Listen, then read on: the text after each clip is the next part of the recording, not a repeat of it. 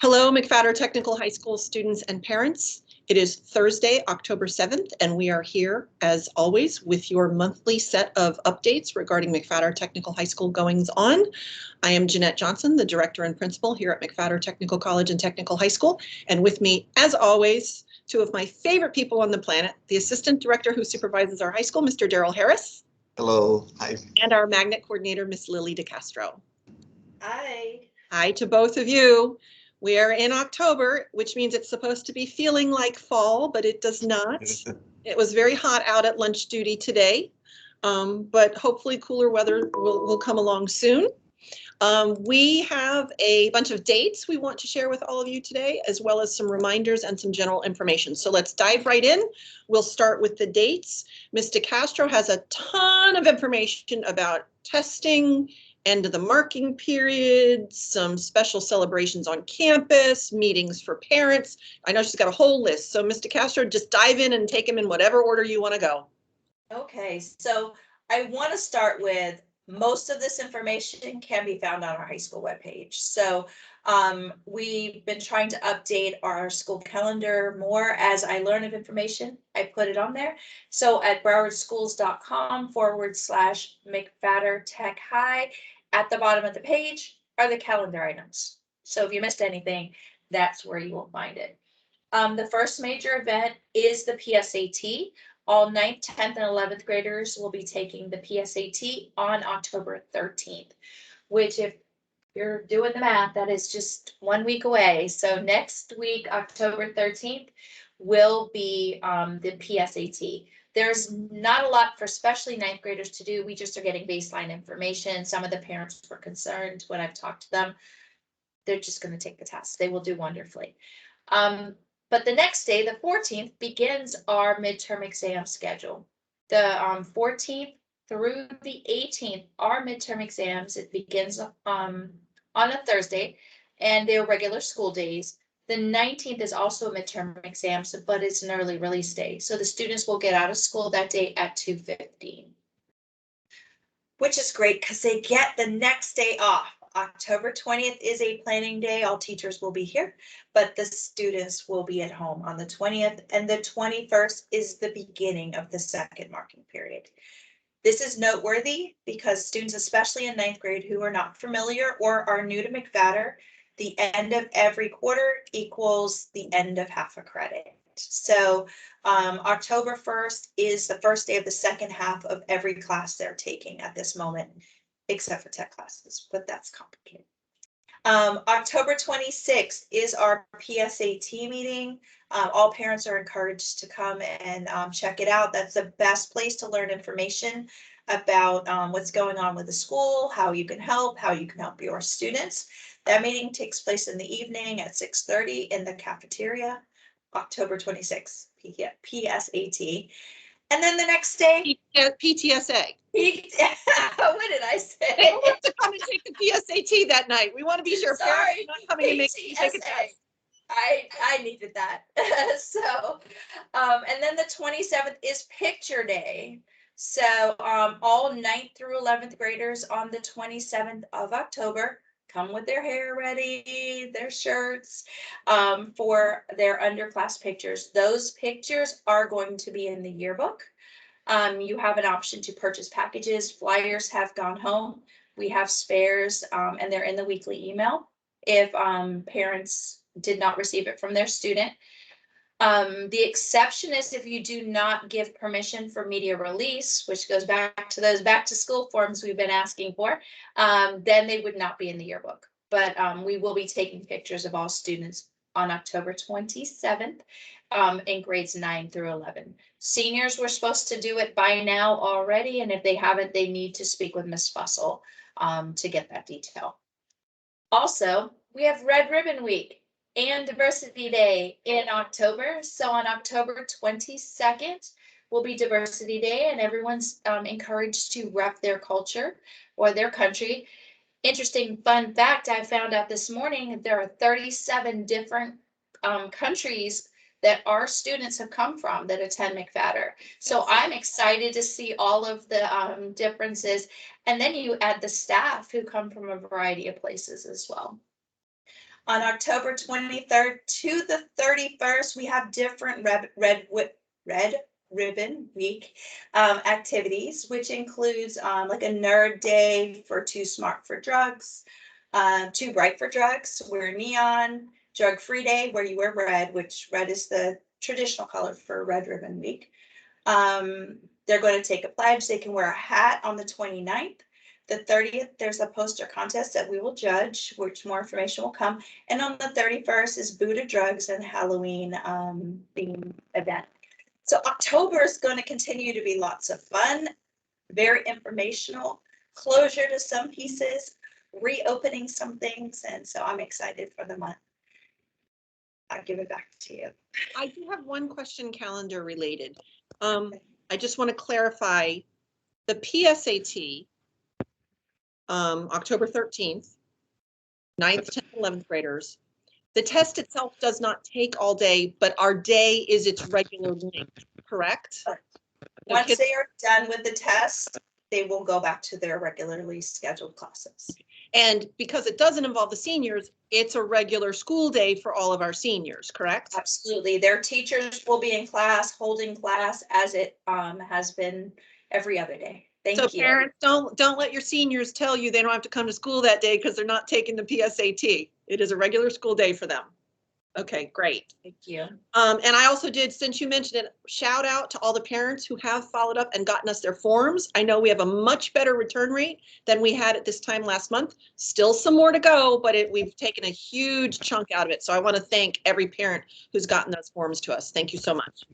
All right, with that, I know Mr. Harris wanted to talk about our tutoring program and give out information about how that's working and how people can access it if they would like to do so. So Mr. Harris, over to you. All right, thanks, Ms. Johnson.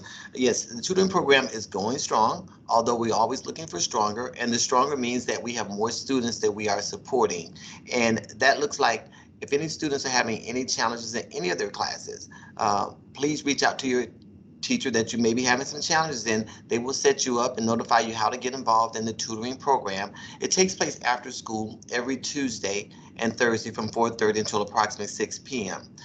There are QR codes listed around campus where students can log in and register. There are permission slip forms that parents need to know about if they want their child to participate in it.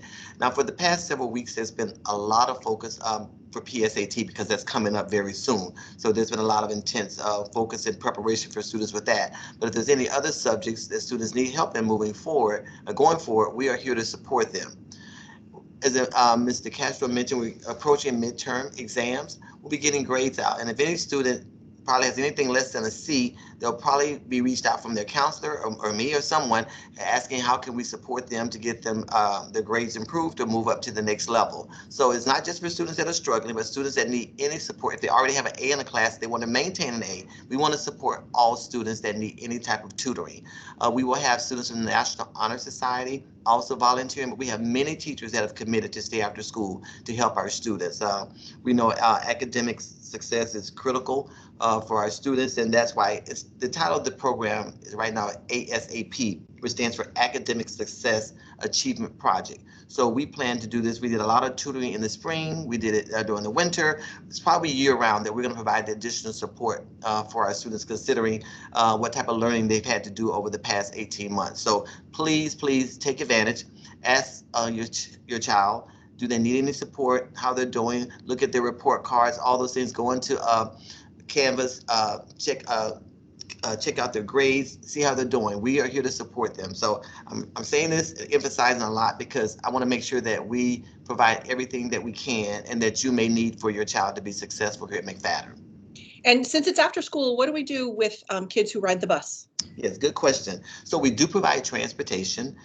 When they register every day, when they want to stay, there's a little QR code that I mentioned. So we check that throughout the day to see which students are staying. And also there's a question there that asks, do you need transportation home? If they say yes, we do have an activity bus drivers, and we have 2 that we take them to different stops that, there's 5 different locations that will be identified so the parents can pick them up. But we will provide transportation if needed. And most days, at least one student, if there's one student that needs transportation, we'll get that one student home. So yes, transportation is critical and it's provided.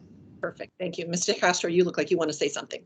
I was just going to reiterate, it is a 2-step process to stay for after school tutoring.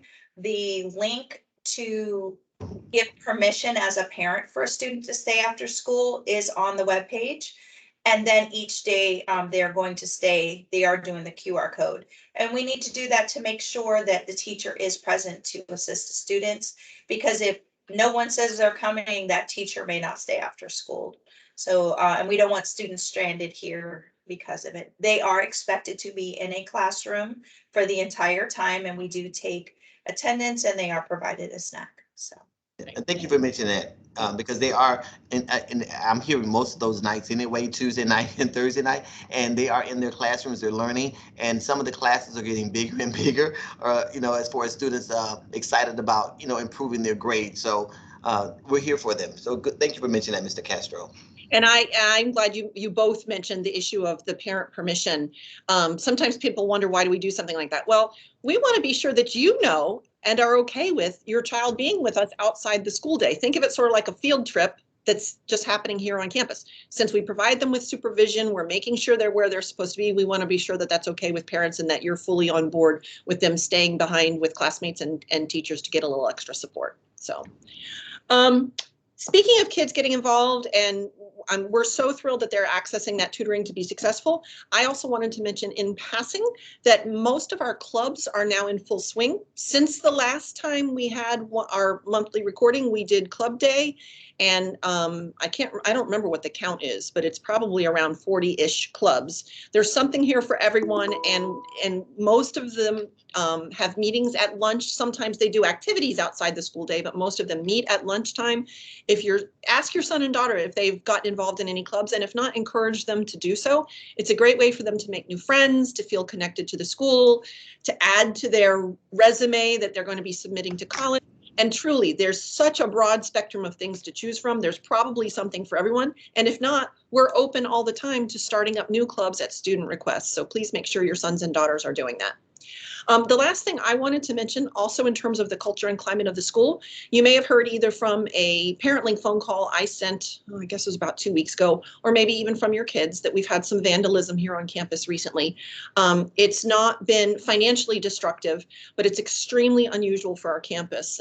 In 25 years associated with this school, I think this is the first time I can recall that we've had something like this. So we were very disturbed by it. We have, however, on the other hand, been thrilled to see the student response. Students are helping to keep us informed. Everybody knows this is such a special environment. We want to be sure that every one of our students and staff members feels safe and welcomed here.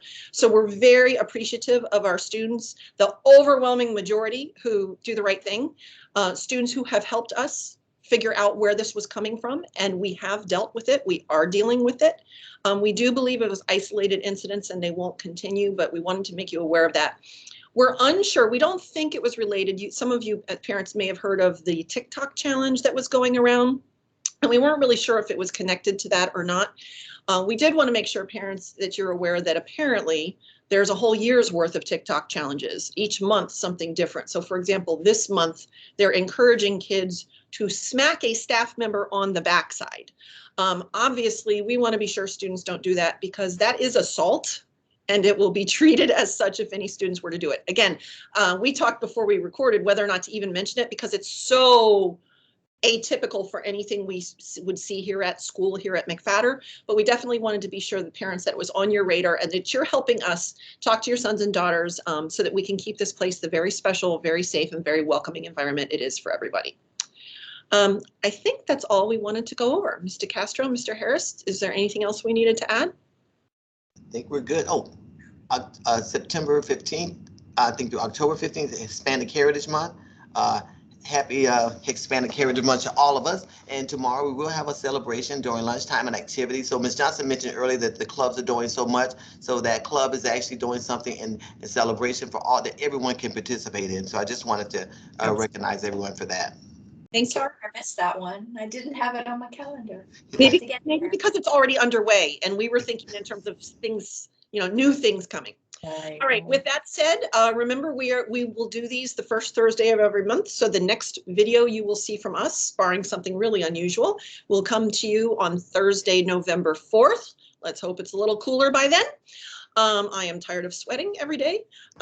With that, we wish all of our students great success on their midterms, our underclassmen on the PSAT.